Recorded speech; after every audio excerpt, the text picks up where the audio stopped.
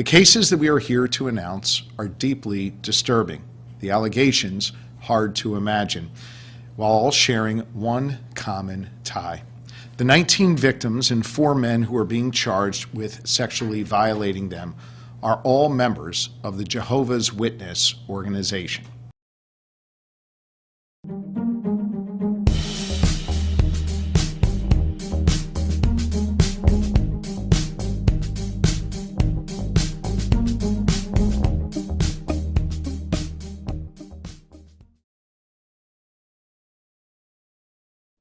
Hello and welcome to episode 1086 of Watchtower Examination. I'm Winston and I've never been a Jehovah's Witness. Hoping you're having a great day and that you are doing well. A quick update on my own health. Getting better, thank God. Even as doctors still have not made a definite diagnosis, so I'm hoping that the next test they prescribe will provide an answer. I'm scheduled for a colonoscopy on January 9. Unfortunately, I continue to be in pain every day, but thanks be to God, it's not as severe as it used to be. I'm confident that the new diet that the naturopathic doctor put me on is slowly making a difference. Here's an unedited before and after depiction of me today versus a month ago. Again, I thank you all for the prayers, the good wishes, and your financial support that keeps the channel going. On another quick note, I need an income to support my healthcare and special diet, so I decided to become a travel consultant and just got started. By just, I mean just today. I have not gone through the training, but I can tell you to use my website to get great travel deals. For one, I would love to invite you to come to Jamaica for a weekend, even for a weekend, where you can get attractive discounts on some of our best hotels. Would be nice to meet some of you in person as you visit the island and talk about, Watchtower and other things. As I go through and complete my training, I will tell you more. I have another announcement to make soon, but in the meantime, do check out my website for details on flights, car rental, cruises, hotels, and more. See the address on the screen and in the description below. Well, ladies and gentlemen, the words of the following statement are mucho importante, or is it importante mucho? Well, let me get back to the language I speak. They are very important. The cases we're here to announce are deeply disturbing. The allegations hard to imagine. While all sharing one common tie, the 19 victims and 4 men who are being charged with sexually violating them are all members of the Jehovah's Witness organization. I'm careful not to judge a church by the sins of the members because church attendees are human beings prone to sin and wrong. It is especially difficult to blame the church when the act is condemned by the church they attend. If you belong to an organization that condemns stealing and you end up becoming a thief, how can I blame your church? But something about your church must be questioned if multiple members from multiple congregations from multiple countries are consistently being found to be thieves. What would it be about your church, your organization, that seems to produce so many thieves? I have 2 important questions for you. Question number 1. What are the odds that a grand jury in Pennsylvania is looking into allegations of 4 men who sexually assaulted 19 children and all 23 persons belong to one organization? A church that doesn't call itself a church but a society. One claiming to be the only genuine Christian organization in the world. Second question, how odd that this is the organization that makes such a big deal about not being a reproach on God's name, itself being a reproach on the good name of the state of Pennsylvania. The press conference given by the Pennsylvania Attorney General, Josh Shapiro, is making the rounds within the XJW community, thanks to 2 XJWs who brought it to my attention. In the unlikely event you have not seen it yet, I placed a link in the description below. I cannot pretend that I do not want to see the back of this organization because of the evil it brings and the danger it is to millions.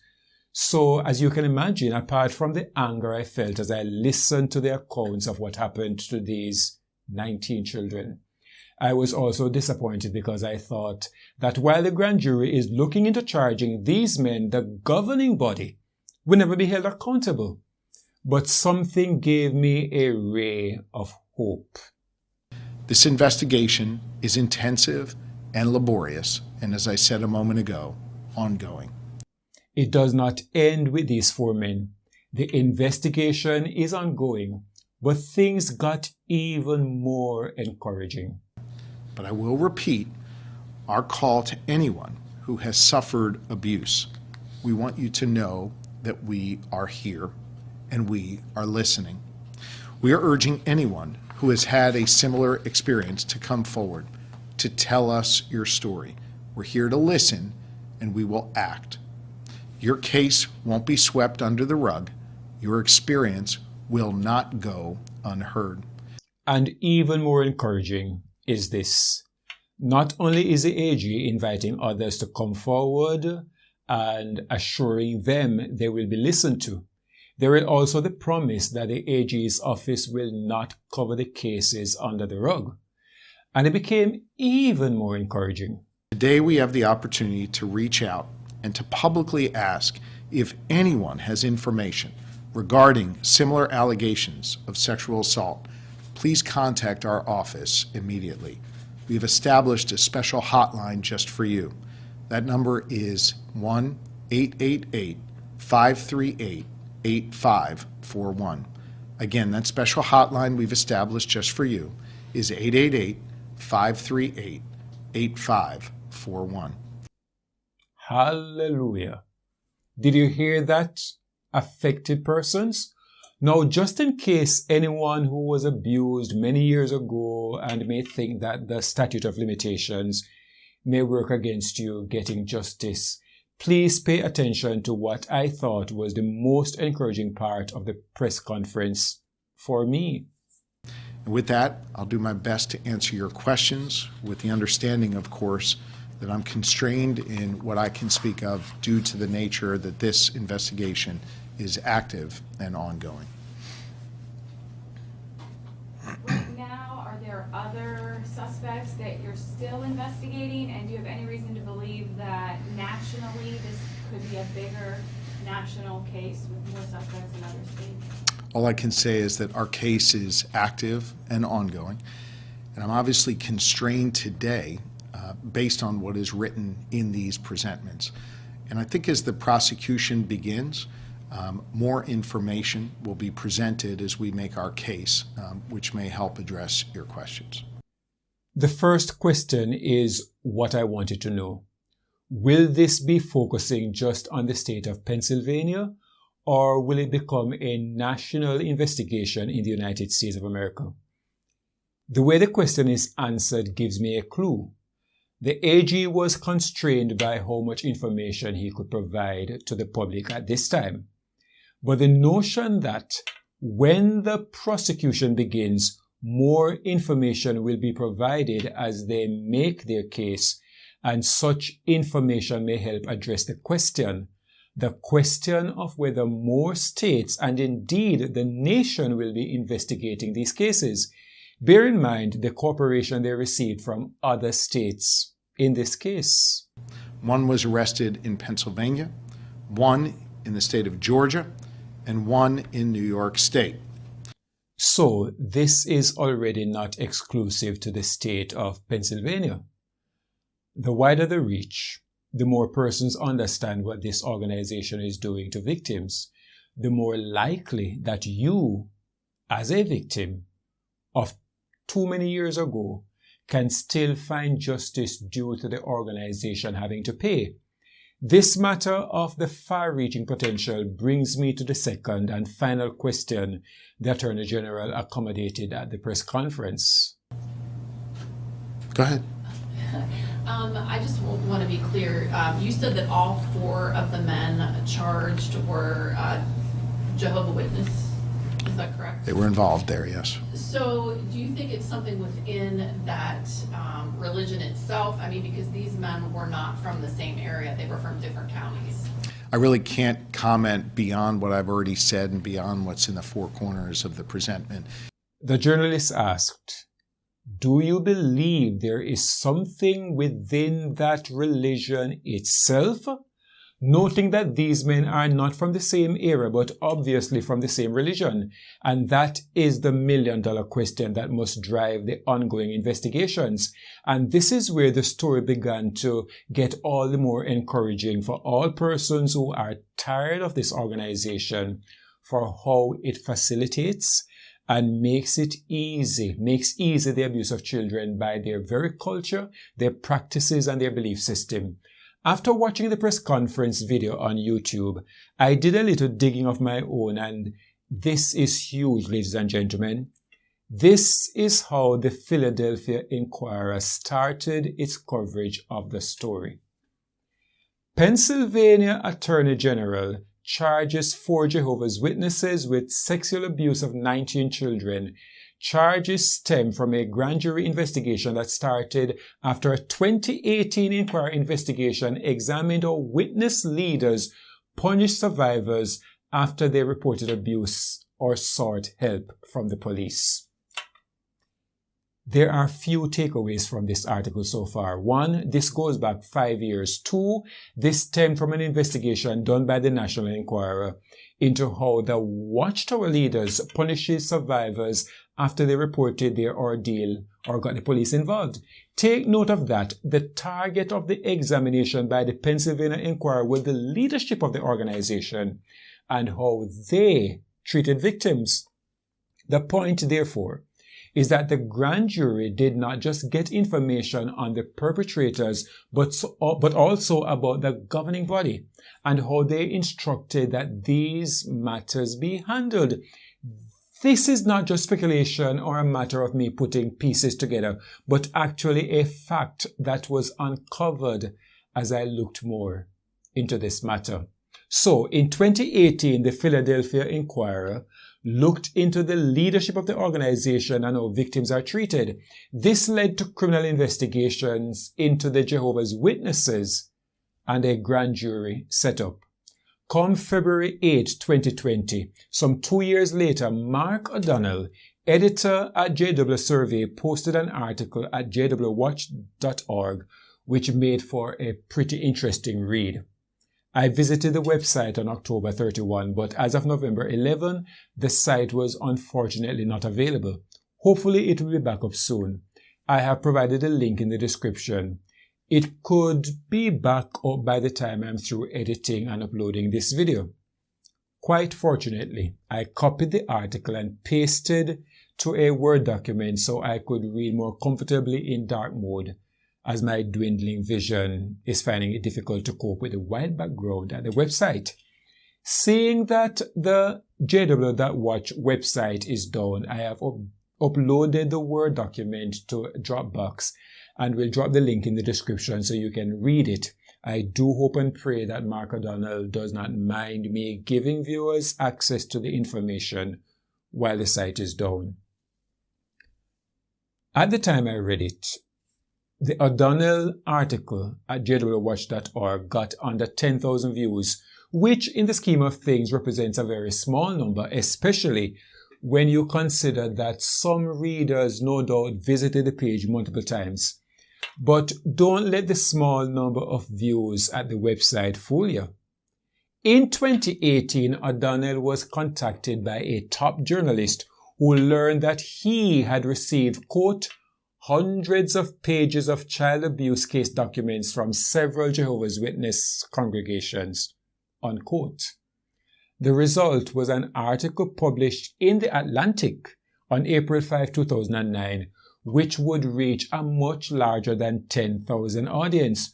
Note the caption, a secret database of child abuse, so the governing body's secret is out to the general public in the United States and the rest of the world. but remains a secret to the people conditioned to ignore or disbelieve media reports, that will not last forever. Please see the link to the article in the description below. That was 2019. In 2020, the answer to the second question posed to the Pennsylvania Attorney General at the press conference was given for all the world to see, this time by another major news outlet, USA Today. The link to the article is also in the description. It makes for an exciting read. Quote, the Pennsylvania Attorney General's office reportedly is investigating whether the Jehovah's Witnesses repeatedly failed to report child sexual abuse allegations to authorities in what is believed to be the first wide-scale examination by a U.S. law enforcement agency. Follow this, guys. The investigation is not just into members perpetuating crimes.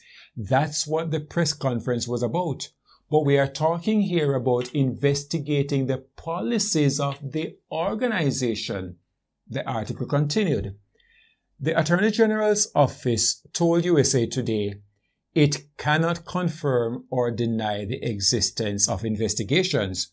But Mark O'Donnell, a former Jehovah's Witness who left the religion when he was 46, these despicable apostates, said the Pennsylvania Attorney General's office interviewed him last summer at his home in Baltimore. Then he was subpoenaed to testify before a statewide investigating grand jury in Harrisburg, Pennsylvania. sobering. O'Donnell's article revealed it was in August that he was first, note I said first, subpoenaed to appear before the grand jury. It happened again 4 months later. In the first sitting, he provided information on how the organization treats with matters related to child sexual abuse. In the second, documents were the focus. Giving an account of his first appearance before the grand jury, O'Donnell stated, quote, a large whiteboard was placed to my left facing the grand jurors. At the very top, the letters GB were written in large letters and circled. Are you loving it? Like I am loving it, folks? I was surprised that O'Donnell could put so much out in the public sphere because I know that there is a great deal of confidentiality in investigations. Investigators and prosecutors don't like too much information being made available, including to the targets and persons of interest in an investigation. He explained why he was able to reveal what he did. Again, read his article. So, the Office of the Pennsylvania Attorney General is not just investigating the actions of members within the organization, but the organization itself. And don't be discouraged by not hearing anything just now. I'll share with you just one more quote from O'Donnell's article. The state of Pennsylvania is no stranger to the cover-up of abuse within religious organizations. In 2018, the Attorney General's office released the results of a 2-year investigation into the Catholic Church following multiple substantiated reports of child sexual abuse and corresponding cover-ups. And, ladies and gentlemen, the actual link to the grand jury's report from that investigation is available online.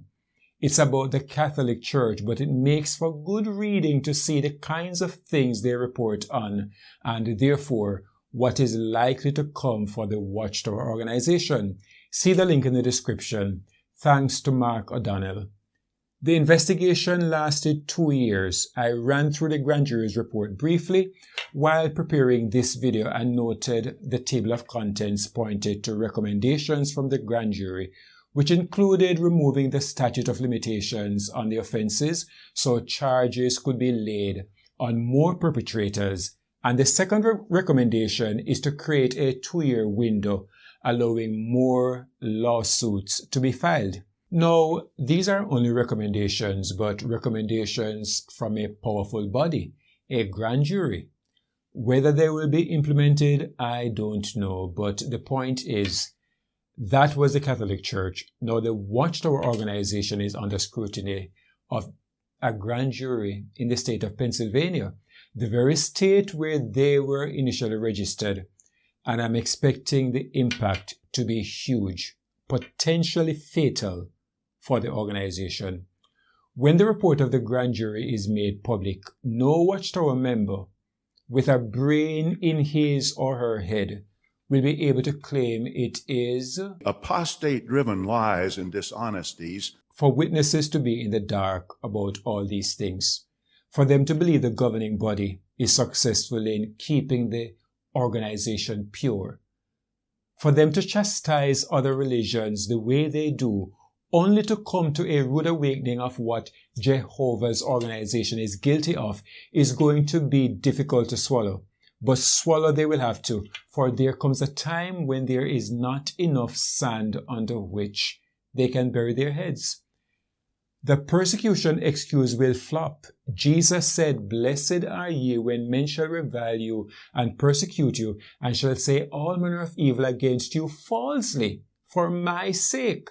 Not blessed are ye when men shall truthfully and honestly provide evidence that expose you for your sexual abuse of children. It cannot fly."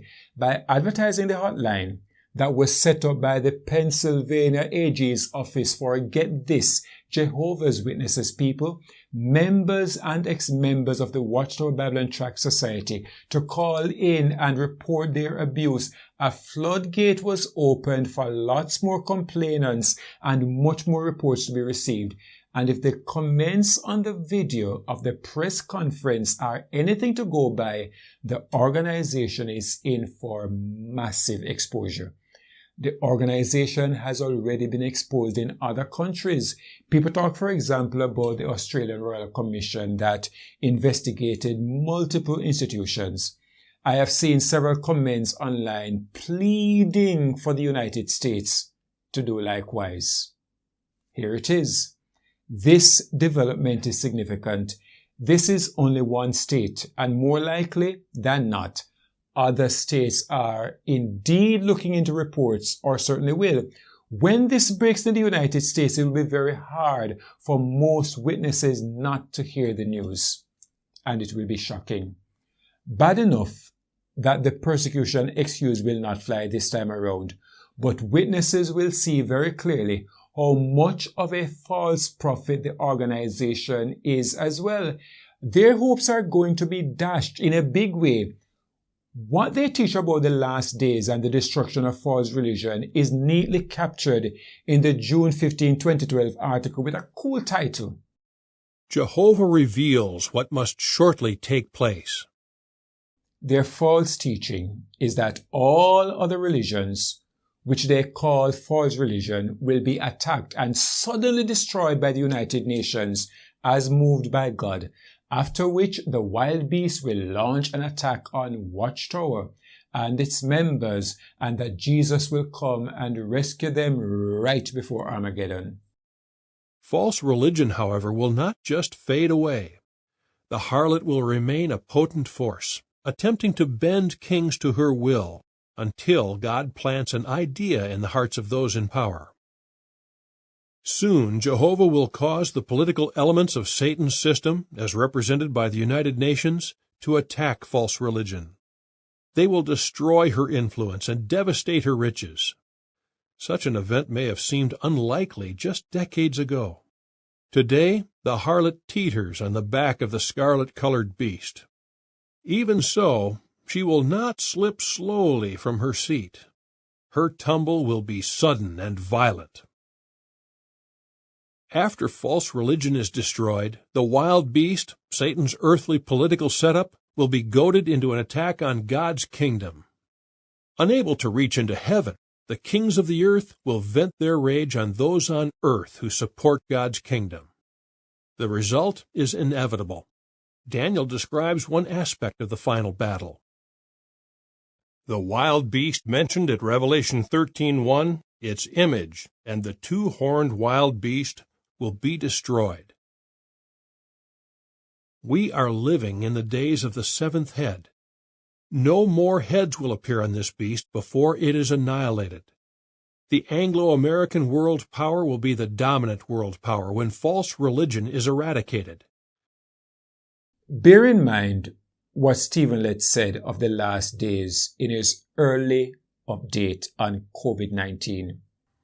So the events unfolding around us are making clearer than ever that we're living in the final part of the last days, undoubtedly the final part of the final part of the last days, shortly before the last day of the last days. Soon, Jehovah's Witnesses will live to see other religions standing strong, while their religion, that they believe is God's religion, will be crumbling, unlike what the governing body taught them. What excuse will they be able to give now? Now, when you think of it, we sort of had our explanation backward. In closing, allow me to say this. The accounts of the 19 children abused, as revealed in that press conference by the AG, are disturbing to the extreme. Something important was said after it was revealed they were all Jehovah's Witnesses. Most of these defendants used their faith and church to gain access to their victims, to build their trust, and then molested them. You fully trust in Jehovah, Jesus, and the faithful slave. To a reasonable degree, you also trust all your fellow brothers and sisters. I'll visit with the older ones, get to know and love them all. You also trust all your fellow brothers and sisters.